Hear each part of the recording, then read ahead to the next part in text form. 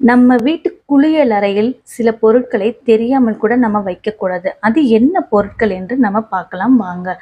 பாத்ரூம்ல பீந்து கிழிந்து போன செருப்புகளை பாத்ரூமில் வைக்கக்கூடாது. வீட்டில் எங்குமே கிழிந்த செருப்புகளை வைக்கக்கூடாது. பாத்ரூம் மட்டும் இல்ல. அப்படி வைத்திருந்தால் அது எதிர்மறை ஆற்றலை வீட்டுக்கு கொண்டு வந்து சேர்க்கும். இரண்டாவது, குளியலறையில் ஈரமான துணிகளை நீண்ட நேரம் வைத்திருக்க கூடாது. இது துர்சக்திகளை வீட்டுக்குள் கொண்டு வந்து விட்டுவிடும் என்று சொல்வார்கள். மூன்றாவது, உடைந்த கண்ணாடிகளை பாத்ரூமில் வைத்தால் பணக்கஷ்டம் ஏற்படும். நான்காவது, காலி பக்கெட்டுகளை பாத்ரூமில் வைக்காமல் தண்ணீர் நிரப்பி வைக்க வேண்டும்.